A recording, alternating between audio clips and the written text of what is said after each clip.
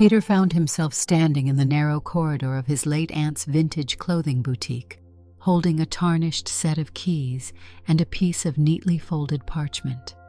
He was in his late 20s, tall, angular, and always impeccably dressed in tailored business suits, yet none of that confidence felt relevant in this place. The door to Genevieve's shop displayed a playful, hand-painted sign reading "Charmed Threads," its lettering surrounded by delicate flourishes of gold. Despite years of distance from his aunt, he felt a faint jolt of nostalgia at the store's quaint exterior. Genevieve had been a force, an eccentric woman who collected wardrobes from bygone eras as though they were hidden treasures. As her only living relative, Peter was both honored and overwhelmed by the inheritance. He stepped inside. The door creaked, and he inhaled the unmistakable scent of polished wood, lavender sachets, and old fabric. Rows of dresses, suits, and coats were lined up in an orderly fashion, all with labels describing their era, style, or obscure historical significance. Behind the counter stood Maria, Aunt Genevieve's longtime business partner. She was in her early 30s, with carefully styled dark hair and a posture that spoke of poise and elegance. Her eyes flickered with a warm yet cautious kindness. She extended a hand in greeting. "Peter, I'm so sorry for your loss. I'm truly going to miss her," Maria said, her voice soft. "Thank you," Peter replied, taking her hand. "It's been a difficult time, but she left me with, well, I guess she left me with quite a bit." He wasn't just referring to the building. Nestled in his jacket pocket was a letter from Genevieve, discovered tucked inside the envelope that came with the keys. In it, she outlined a request so unusual that he still questioned whether it was real. She wanted him to catalog her favorite garments from various eras, complete with carefully posed photographs. Every item came with her personal notes on posture, expression, and the aura she hoped to evoke. Most startling was her insistence that he model many of the clothing pieces himself, garments that were clearly designed for women. Genevieve had added in her swooping handwriting that this was for the integrity of the original vision. Peter had read those words so many times that the letters appeared in his mind even when he shut his eyes. He wasn't sure how to feel about it. He was a pragmatic investment banker, used to precise numbers and the cold logic of spreadsheets, not wearing vintage corsets or petticoats from the 1920s. Yet the letter had ended with such a heartfelt plea, something about this being her most important project. She never explained why it had to be him, only that she trusted his passion for detail, even if he didn't see it in himself yet. "Are you going to keep the shop open?" Maria asked that day, leaning on the counter, her dark eyes giving him a thoughtful glance. Peter cleared his throat. "I'm not entirely sure. My first instinct was to close up, but I promised my aunt I'd at least consider possibilities. That's why I'm here." Maria nodded. "I'm around if you need any help. She and I ran the store together for years. It's a beautiful place, once you see what's really here." Peter offered her a small smile, grateful for her willingness to guide him. There was a subtle elegance to the space. Every garment had its own personality, its own whispers of a past life. He couldn't imagine a bigger contrast to his daily routine of suits, ties, and corporate lunches. Still, his aunt's instructions were straightforward. He must catalog all the garments, check for damage, update the store records, and, privately, fulfill her final wish to photograph them as a complete collection. That night, as he sat behind the dusty front counter and reread her letter, he tried to picture how ridiculous he would look, draped in a bodice from another century. He folded the letter and slipped it into his wallet, deciding he would begin the process after hours. Perhaps he could do it a few nights a week, without Maria knowing. He didn't want to appear unprofessional, nor did he want to reveal an eccentric request that might make him look like a fool. He reasoned that as long as it was done discreetly, he would manage. He had closed 1,000,000 business deals under tight deadlines.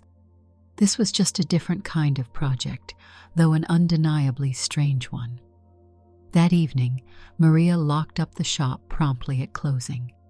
Peter told her he planned to do some inventory work after hours, explaining that he needed quiet time to sort through Aunt Genevieve's records.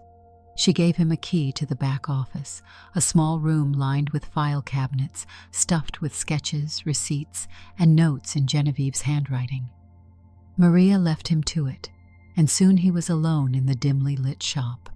A single lamp glowed near the dressing rooms, and the silhouettes of hats and coats on racks created eerie shapes across the floor. Peter retrieved a camera from his briefcase, an investment he had made that very afternoon, and the folded note from his wallet. The instructions were not short. Genevieve had given meticulous detail, which angles to capture, how to style certain dresses, and how to stand so that the lines of the garments could be seen as she had always intended.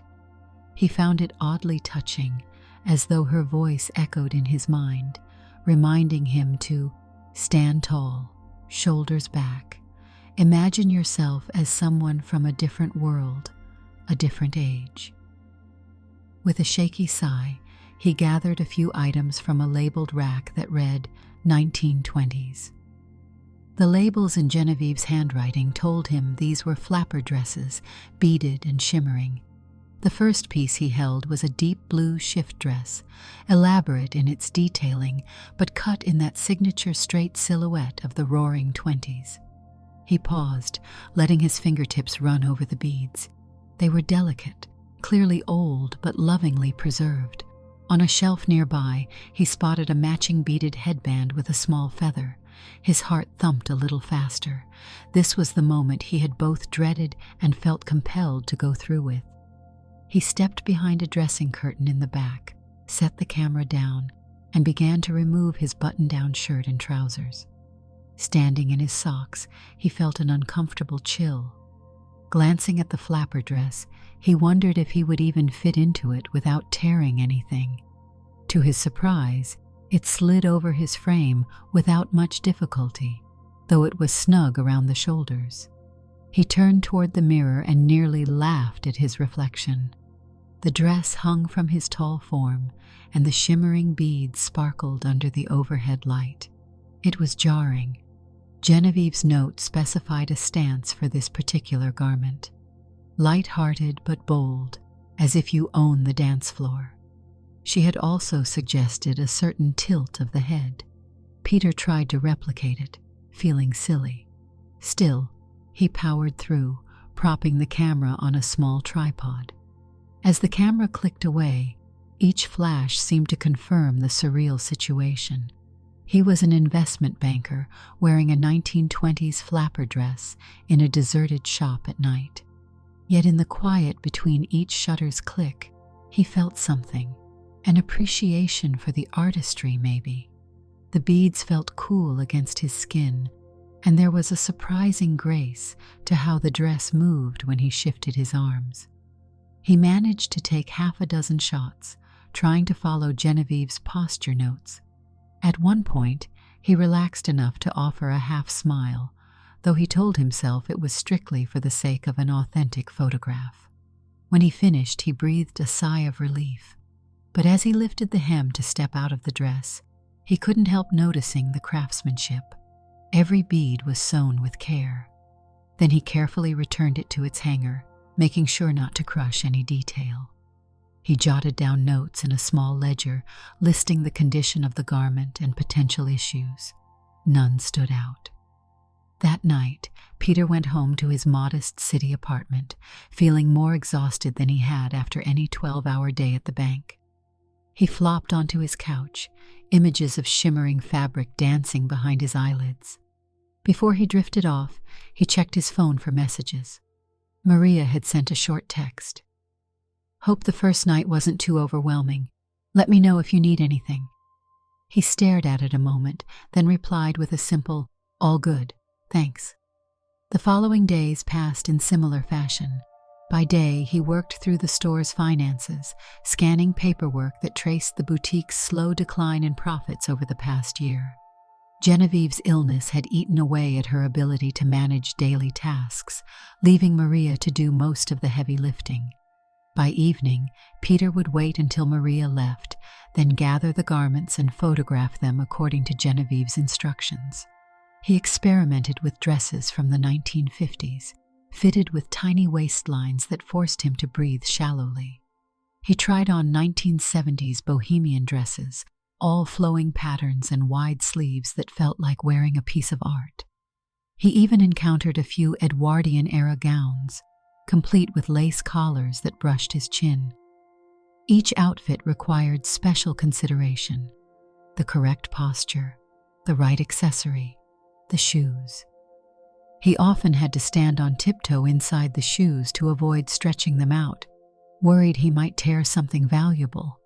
Over time, the clothes began to feel like a series of intricate puzzles he was determined to solve. Yet his sense of unease didn't fully fade. He sometimes paused in front of the mirror, questioning his own reflection. This was so far removed from his comfort zone. He had grown up with a practical mindset: numbers, career goals, climbing the corporate ladder. And now he was draping himself in satin and lace, capturing each angle with a camera. A small part of him couldn't deny that there was a strange thrill in seeing the final images. The garments came alive in ways he never expected. Maria noticed he was working late most nights, but he always dodged explaining the full extent of what he was doing. She'd pop her head in during closing time, ask if he wanted to grab dinner or needed help, and he'd politely decline. She remained courteous, though curiosity occasionally flickered in her eyes. One evening, she lingered in the shop for a moment after switching the sign to closed. Peter watched her from behind the counter, tension forming in his stomach as he tried to appear casual. He hoped she wouldn't come around the corner to discover the row of carefully arranged hats and dresses he had set aside for his next session. "I just wanted to say, you've put in a lot of hours this week," Maria commented, leaning on the glass display. "I appreciate your dedication. If you keep this up, maybe the store has a future after all." He forced a small chuckle. "Thanks. I'm just trying to do right by Genevieve, you know?" Maria smiled fondly. That was one of the things she always said about you, that beneath that business exterior, you had an eye for detail and a good heart. She was convinced you'd love this shop if you gave it a chance. Peter's chest tightened at Maria's words. He managed a nod, trying to act nonchalant. "It's definitely an experience. I'm learning a lot about the inventory." She raised an eyebrow. "I know it's not your usual scene, but if you have questions about the garments, just let me know." He fought a wave of guilt, because the truth was, he had 1,000 questions about eras, about how to properly handle delicate lace, about the best ways to capture the shape of a garment in a photograph. But he was too self-conscious to admit he was personally modeling them. Instead, he simply said, "Thank you. I'll keep that in mind." She nodded, took her purse, and left. Peter exhaled once he heard the front door lock behind her. Having Maria around made him feel more at ease with the business side, but the more personal aspects of his aunt's wish remained hidden under the fluorescent lights after closing time. And that secrecy weighed on him, though he wasn't sure why. Nevertheless, he continued. A week later, he decided to tackle a set of Victorian dresses. They were elaborate, heavy in their layers of satin, taffeta, and intricate lace. Some required corsets, which had once belonged to Genevieve's mannequins. Just unlacing one was an event in itself, and Peter found himself wrestling with stiff boning that pressed against his abdomen uncomfortably. He read Genevieve's notes. Must emphasize the posture, straight back, regal chin. She described the mood of these garments as enduring elegance, and insisted the person wearing them should feel as though they carried themselves with timeless dignity. As he inched the corset around his torso, he grimaced, fiddling with the laces that refused to cooperate. He stood in front of a standing mirror, fumbling until the phone in his trouser pocket vibrated. Irritated, he grabbed it, expecting a friend or a bank colleague. But it was Maria, calling at an odd hour. With some maneuvering, he managed to answer. "Hello?" he said, trying to mask the strain in his voice. "Peter?" came her clear voice. "I'm sorry, I know it's late. I'm going through some of the receipts at home, and I can't find the record for last month's big sale of the antique wedding dress. Do you have it with you?" Let me check," he lied, stepping out of the corset's laces and draping a robe around himself to avoid feeling too exposed. "I might have put it in the back office." He hurried to the office, rummaging through files. "I see a file here labeled Recent Sales. Let me open it." His mind raced, praying she wouldn't suddenly offer to drive back to the shop and look for it. Eventually, he found the relevant paper. "All right, yes, got it. I'll email you a scan." "Thanks," Maria replied, relief evident in her tone. "I appreciate it. Sorry to bother you so late." "No problem. Good night," he said, trying not to sound out of breath. He hung up, leaning against the wall in the quiet office.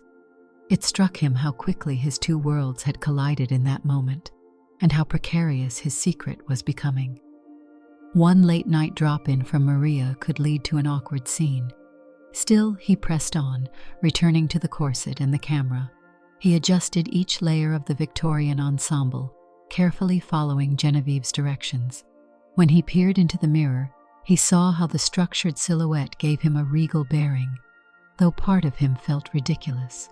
He followed his aunt's instructions for posture, capturing photo after photo, until beads of sweat formed on his brow from the heat of the garments and the concentration. He placed a gloved hand lightly at his side, turned his chin up. Click.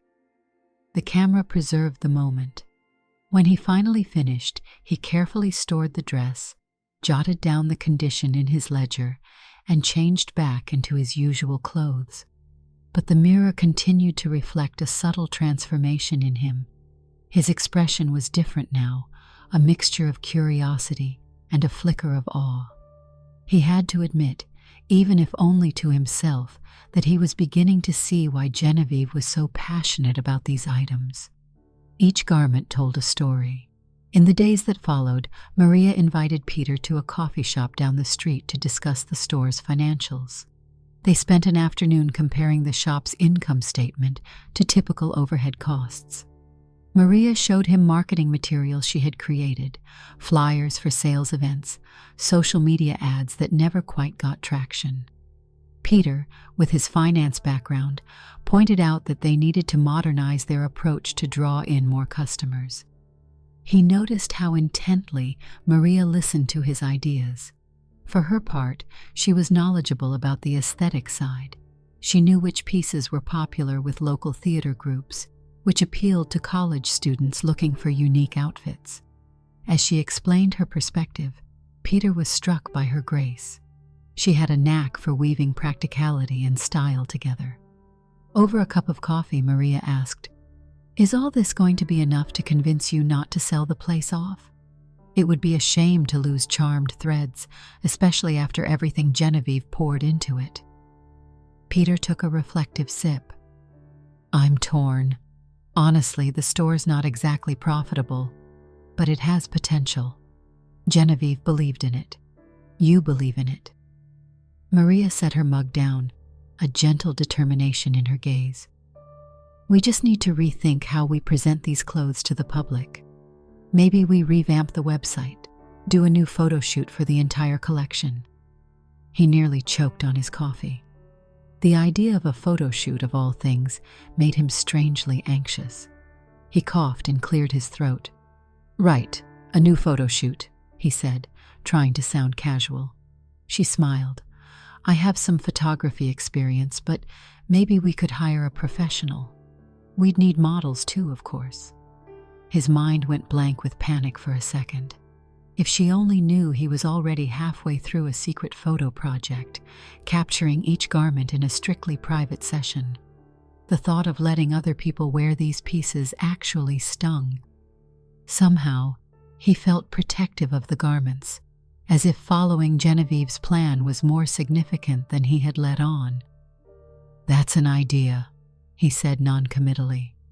"We should think about it carefully, though. It could be expensive. Let's focus on the finances first, see what budget we can spare." Maria seemed satisfied with his answer. Her eyes flickered toward the window, where dusk was settling in. "Right. Well, thanks for taking the time to meet. I know you're busy. Let's head back to the shop."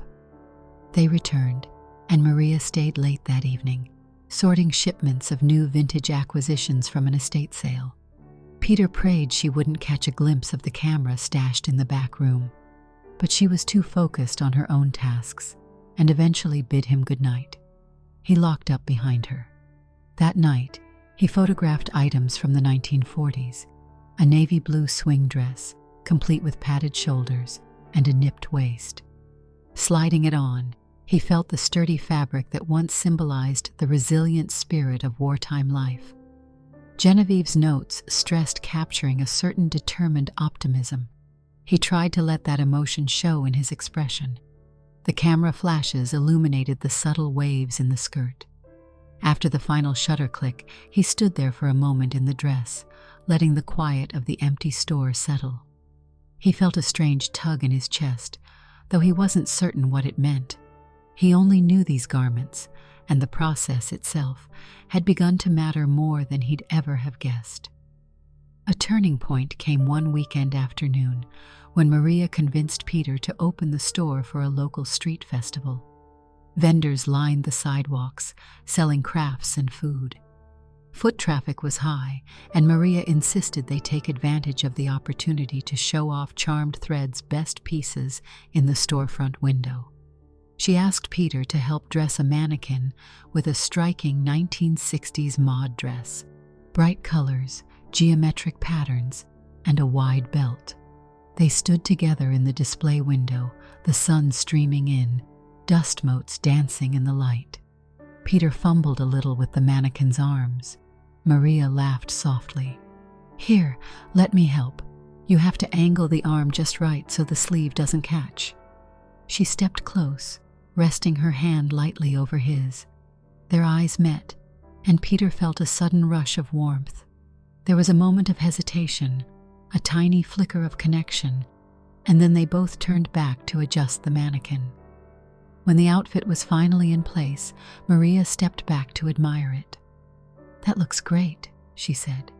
"It's amazing how a piece of clothing can just pop under the right lighting. It feels alive in a sense." Peter nodded.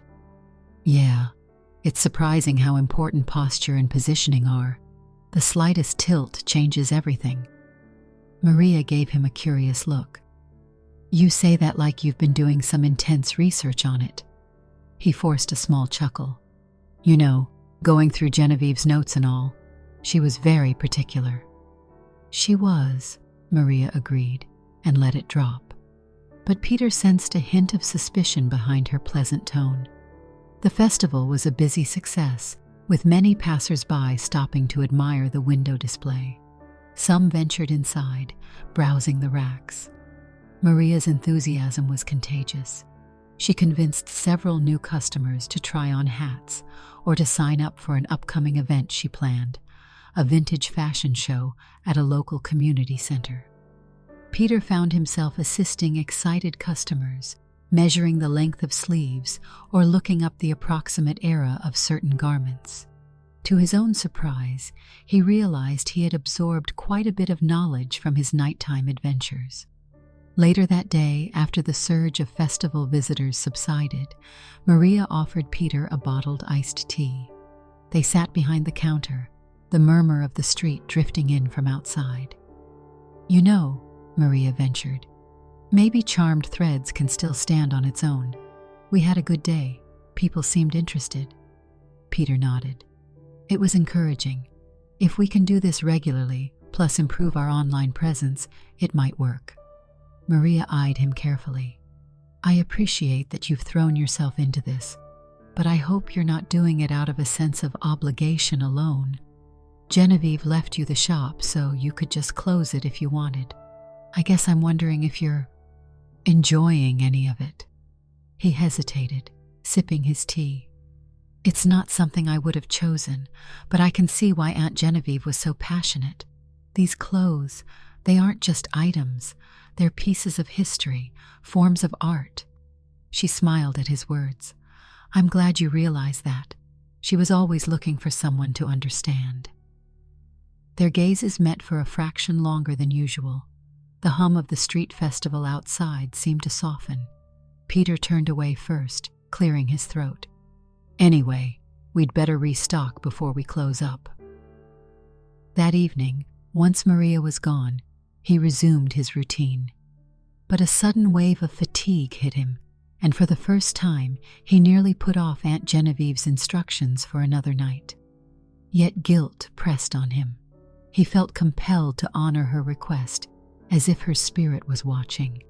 Pulling himself together, he chose the next garments from the rack, a series of 1930s bias-cut gowns shimmering with elegance. He painstakingly dressed in one, pinned back his hair, and followed the posture guidelines. The camera flashes captured the smooth lines of the fabric. It was an intimate experience, both odd and enthralling. As the session finished, he stepped out of the dressing room still wearing the gown, barefoot, when the front door rattled. Panic shot through him. He darted behind a nearby clothing rack, heart pounding. The door was locked, but someone was trying to open it. Through the frosted glass, he could see a silhouette. Then he heard Maria's voice call, "Peter, are you in there?" He clutched the gown's hem, fear coursing through him. Maria knocked again. "I'm sorry, I forgot my house keys. I think I left them on the back counter." Peter realized there was no avoiding this. Summoning all the composure he could, he slipped into a corner, trying to position a rack between himself and the door. He called out, "Just a minute!" He scanned frantically for his trousers and shirt, but they were in the dressing room on the other side of the store. There was no way to retrieve them without crossing an open area. "Is everything okay?" Maria's voice carried concern. She must have sensed his hesitation. "Yeah, I'm checking something in the back. Let me get the door." He moved to the door, carefully keeping most of his body hidden behind the racks. With trembling hands, he flipped the lock, opening it just wide enough to peek out his head. Maria stood there, still in her blouse and skirt from earlier, looking perplexed. She tried to peer past him. "Why is the store so dark? I just need my keys." Peter maintained a tense smile. "Right. They're in the back. I can grab them. Just wait here." He shut the door before she could say another word, ignoring her startled, "Wait!" Then he rushed across the store, stumbling a bit in the floor-length gown. He found her keys on the counter, nearly dropping them in his panic. After a final moment to steady his breathing, he cracked the door open and thrust the keys out to her, his own arm awkwardly hidden behind the edge of the door. She took them, her face a study in confusion. "Peter, what's going on? Why won't you let me in?" I'm reorganizing some inventory and it's chaotic. I don't want you to trip in the dark. Sorry, it's late and I'm almost done here." She eyed him closely. "Okay, well, thanks. See you tomorrow?" "Yeah," he replied, his voice tight. "See you tomorrow." He shut and locked the door, leaning his forehead against the wood, trying to calm his racing heart. That had been a close call. The worst part was the look in Maria's eyes, the sense that she knew something was off. He returned to the dressing room, hastily changed back into his own clothes, and then left the shop, feeling a swirl of adrenaline and guilt. That night, he barely slept, thoughts consumed by the possibility of being discovered. The next morning, he arrived at the store as usual. Maria was already there, rearranging hats on a display stand. Her greeting was polite, but there was a hint of distance in her eyes. He tried to act normal, diving into a stack of invoices, answering her questions about shipments. She didn't ask about the previous night, and he offered no explanation. An uneasy tension stretched between them, making the day move slowly. Eventually, during a lull, Maria approached him gently. "Peter, is everything all right? You were so jumpy last night. If there's something you want to talk about." "I'm fine," he said with forced casualness. "Really, I was just exhausted." She studied him for a long moment before nodding, letting it go. Yet the question lingered in the air, unspoken. The days that followed felt strained. Peter continued his secret photography at night, but he was more cautious, constantly listening for footsteps outside. His experience wearing the garments felt overshadowed by anxiety. Finally, the situation reached a breaking point on a Saturday afternoon when Maria insisted they do a brief stock check together in the back. They were alone, with half an hour until closing. She was rummaging through a box of gloves while he straightened a row of hats. Out of nowhere, she pulled a beaded flapper headband from a box. "That's strange," she murmured, narrowing her eyes. "This item was labeled for sale last week, but now it's marked as cataloged. Did you move it?" Peter tensed. The flapper headband was the same one he'd used during his first set of photographs. Evidently, he'd accidentally relabeled it. "I might have been reorganizing it," he muttered, trying to sound casual. Maria said. She studied the notes attached. "We normally don't mark it cataloged until we have the photos for the website, but we haven't hired a model yet, unless you did something behind my back." His heart pounded. "I probably just mislabeled it. Sorry." Her gaze bore into him. "Peter, something's going on. You're working all these late nights. Items are getting photographed, evidently, but I never see any new shots on the website. Are you taking the pictures yourself?" He swallowed hard, feeling cornered. After a shaky pause, he decided to offer a half-truth. "I'm snapping some photos for my own reference, to keep track of everything. My aunt had a system in place, and I'm trying to honor it."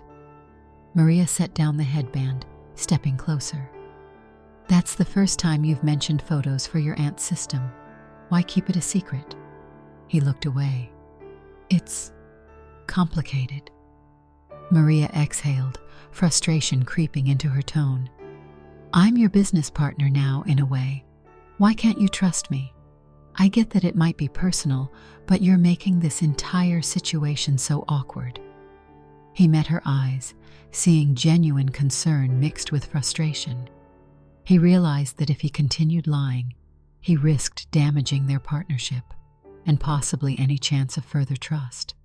But how could he explain that he was wearing the clothes, following Genevieve's odd request? He tried to form the words, but they stuck in his throat. Maria gently touched his arm. "Peter, I only want to help. If Genevieve left you with some specific instructions, you can tell me. Nothing about that woman would shock me. She had a flair for the dramatic." He drew in a shuddering breath, stepping back. The store was quiet aside from the hum of the overhead lights. He made a decision. He would show her carefully, so she could see he meant no harm. "Okay," he said, voice tight. "Not here. Let's close up, and I'll explain." That evening, Maria watched as Peter turned the lock on the front door. The store was empty, the lights low. She stood by the main counter, arms folded, her expression a mixture of curiosity and concern. Peter retrieved his camera from a locked cabinet and opened his briefcase to show her a laptop containing the photos he had taken. Slowly, he turned the screen to face her.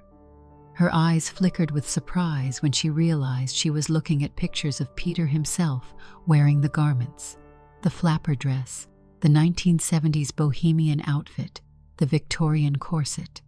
Each shot was carefully posed and lit, showing the unique shapes of the garments.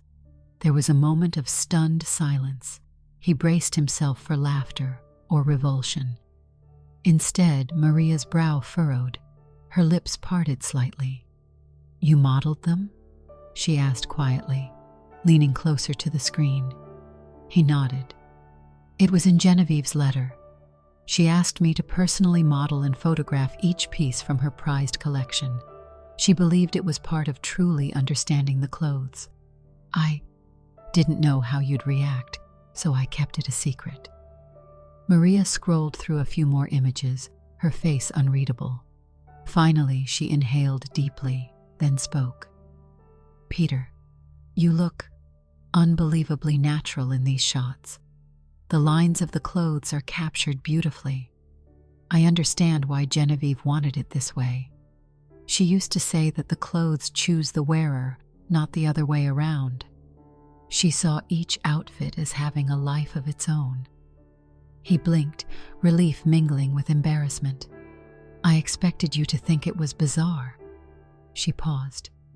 "It is unusual, but this store has always been unusual, and I'm not shocked, just surprised you went through this alone." Her expression turned sympathetic. "It must have been nerve-wracking." He confessed how anxious he'd been, how he feared her judgment or mockery, and how he worried it might harm the store's reputation if people found out. Maria shook her head in gentle admonishment. "I wish you'd told me," she said. "I know Genevieve was eccentric, but her ideas came from a genuine love of fashion and history. To be honest, the pictures are stunning. They'll help the website and might bring new life to Charmed Threads." She gave him a small smile. "Thank you for trusting me enough to show me." Peter felt a wave of relief. For the first time in weeks, he didn't feel burdened by secrecy. He explained that he hadn't finished photographing everything yet, and Maria offered to help.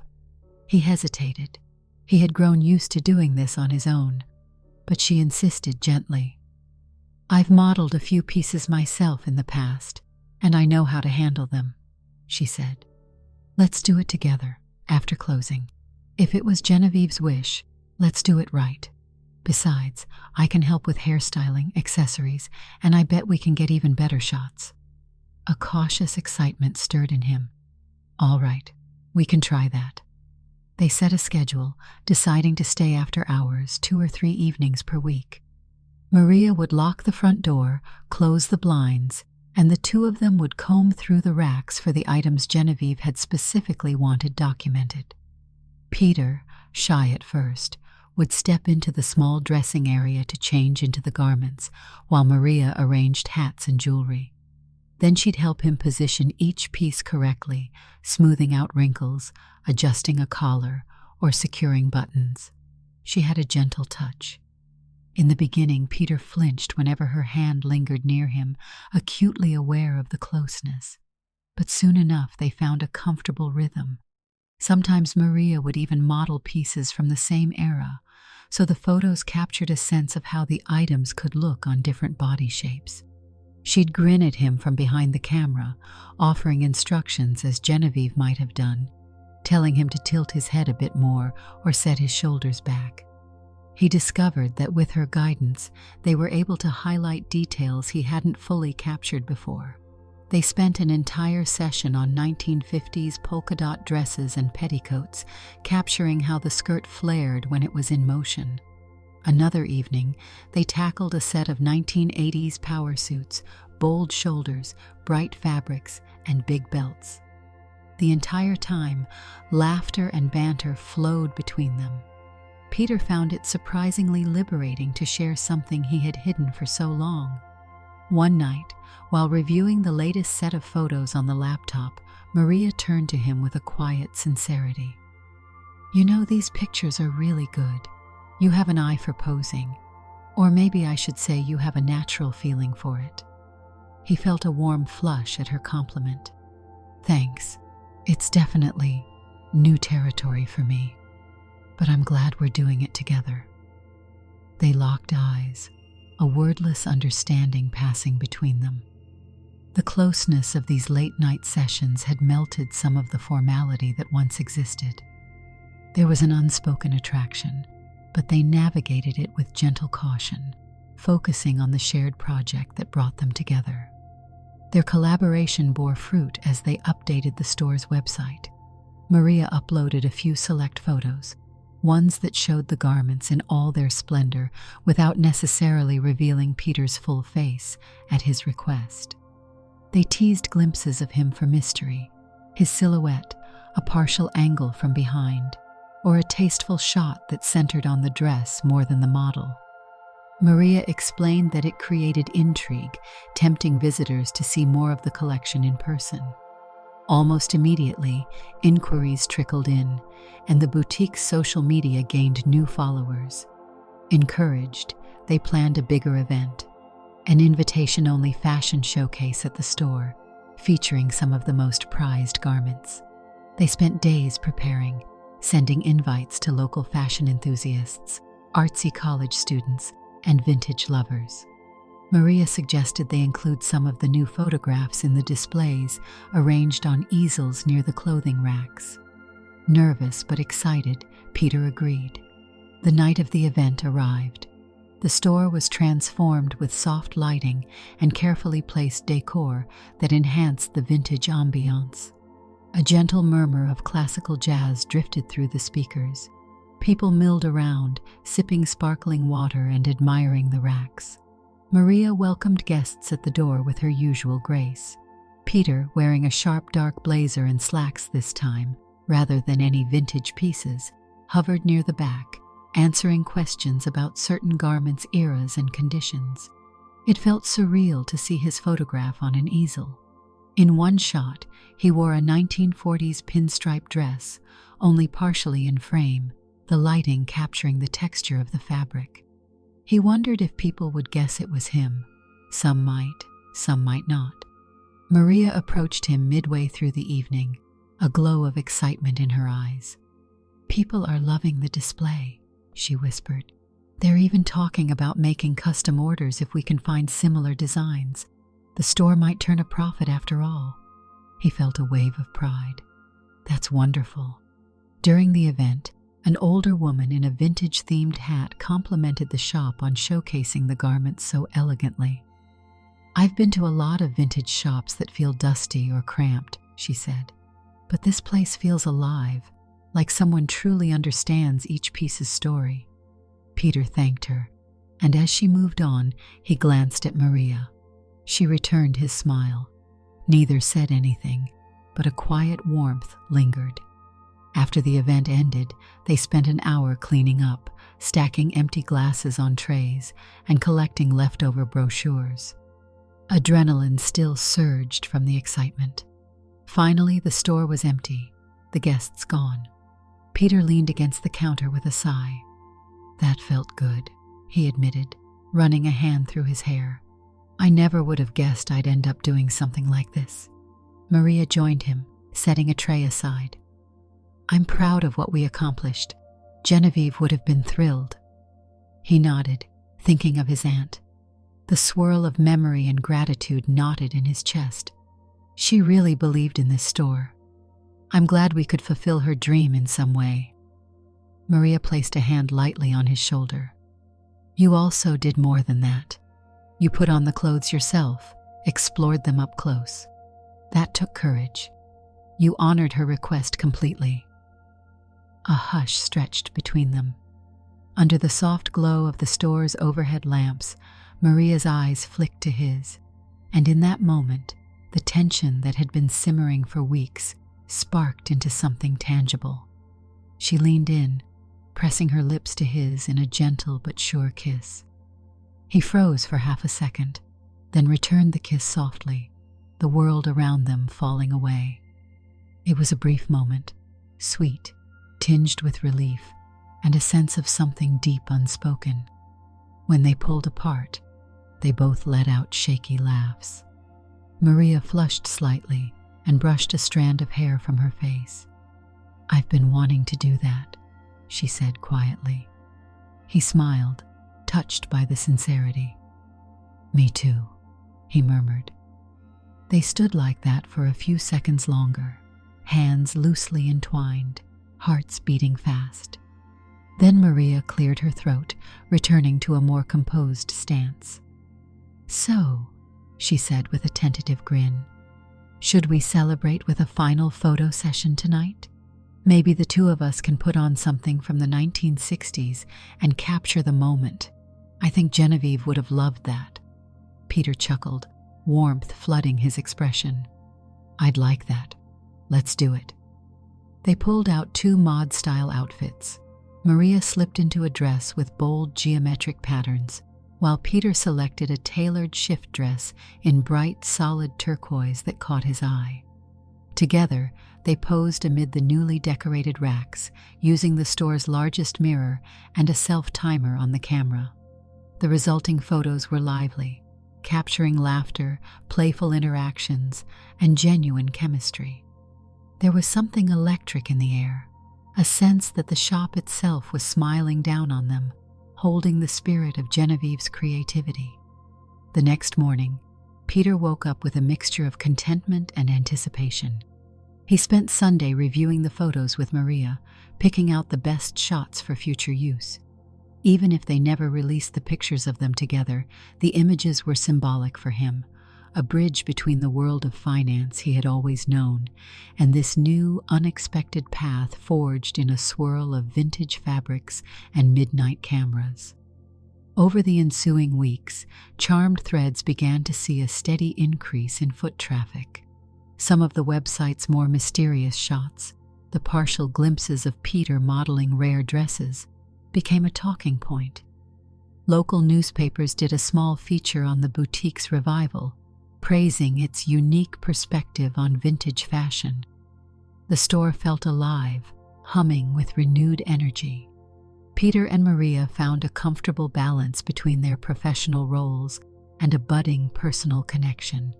They continued to photograph the garments that remained in Genevieve's instructions, sometimes working late, sometimes sneaking in a session or two during slow afternoons. Every time Peter slipped into an outfit, Maria would help him with the accessories, offering tips on posture with a teasing twinkle in her eye. He recognized that, despite the initial discomfort, he had grown to appreciate every texture and stitch. The swirl of a skirt around his legs no longer felt foreign. It was part of the story they were telling. One evening, after the last official garment had been photographed, the two of them sat on the floor of the back room, reviewing the final batch of images. Stacks of hats and shoes surrounded them, a kaleidoscope of eras bridging the centuries. Maria set the camera aside and gave a wistful smile. "Genevieve's collection is complete," she said, a trace of melancholy in her tone. "I feel like we've accomplished something big, you know, and yet I'll miss the thrill of discovering what each piece can do." Peter gently rested a hand on her arm. "Her collection might be complete in our photos, but we can still keep this place flourishing. There are always new items out there, new fashions from the past that people will let go of or discover in attics. The story's not over." She gazed at him, clearly moved by his words. "You've changed," she said softly, a hint of wonder in her voice. He paused, carefully choosing how to respond. "I think I've realized there's more to life than just the narrow path I was on." She smiled, eyes bright with affection. "So, what now? Do you plan to keep the store running permanently, or are you going back to the bank?" He leaned his head back against a stack of folded capes, considering. "I'm not quitting my day job just yet, but I'm not letting Charmed Threads go either. This place matters, not just for me, but for the legacy Genevieve left behind, and for us." Maria's face lit up at that final phrase. "For us." In a soft voice, she said, "I'm in this with you, whatever happens." The following week, they posted an announcement on the store's social media. Charmed Threads expands its collection. They plan to accept new items on consignment, curated to maintain the shop's eclectic but high-quality standards. They also offered styling sessions, where curious customers could come after hours and try on pieces from different eras. The idea stemmed from Peter's own journey. He knew firsthand how stepping into clothes from another time could bring a new perspective. On a crisp evening near closing time, a lone customer browsed through the shop, an older gentleman who looked as though he might have come from a nearby cafe. He studied the racks, lingering over a beautifully embroidered 1920s shawl. Peter approached, asking if he needed any help. The gentleman smiled. "I'm just amazed by how well everything is displayed. It feels like each outfit is given its due respect." Peter nodded. "That was always the intention. These clothes have stories. We just try to let them speak." The man glanced around. "I heard this place used to struggle, but it's become quite popular recently. People say there's something special about the clothes here, as though the person running it truly understands them." A subtle smile crossed Peter's face. "We do our best." After the customer made a purchase and left, Peter turned off the sign in the front window. Maria emerged from the back office, tucking a few documents under her arm. She gave him a wink. "Ready to go?" He locked the front door, stepping outside with her onto the quiet sidewalk. The old painted sign, "Charmed Threads," glimmered under the street lamp. Peter remembered the first day he'd arrived, hesitant and weighed down by uncertainty. Now, standing beside Maria, he couldn't help but feel a warm sense of purpose. He offered her his arm, and together they strolled down the sidewalk, passing the neighboring shops that were closing for the night. Neither spoke for a while. The night air was cool and soothing. Eventually, she leaned her head against his shoulder, and he pressed a light kiss to her hairline. "What do you think Genevieve would say if she saw us now?" Maria asked. Peter chuckled softly. "She'd probably say we need to keep the mannequins dusted. She was always a stickler for details, but honestly, I think she'd be proud. Her collection is alive and well, and we're staying true to her vision." They continued walking, comfortable in each other's presence. As they left the boutique behind, the memory of lace, beads, and swirling fabrics lingered in Peter's mind, reminding him of how far he'd come. The moment felt raw and real, colored by the knowledge that the boutique was no longer just an inherited inconvenience, but a place that bridged the past and present, bringing him closer to a woman who shared his newly discovered passion. They had captured Genevieve's prized garments in photographs.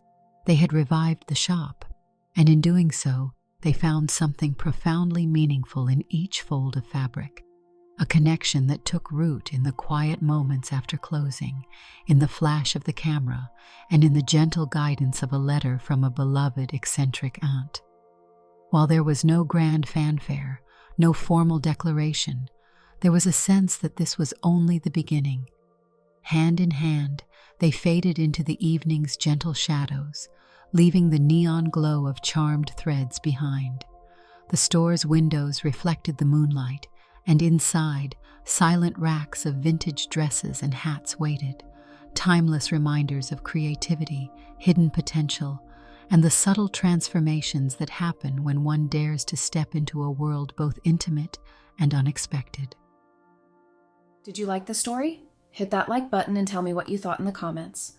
Do you want to hear more stories? Subscribe and hit the bell. For exclusive content and early access, check out our Patreon. You can find the link in the description, or you can watch any of the videos shown on my right. Thank you for watching and see you in the next video.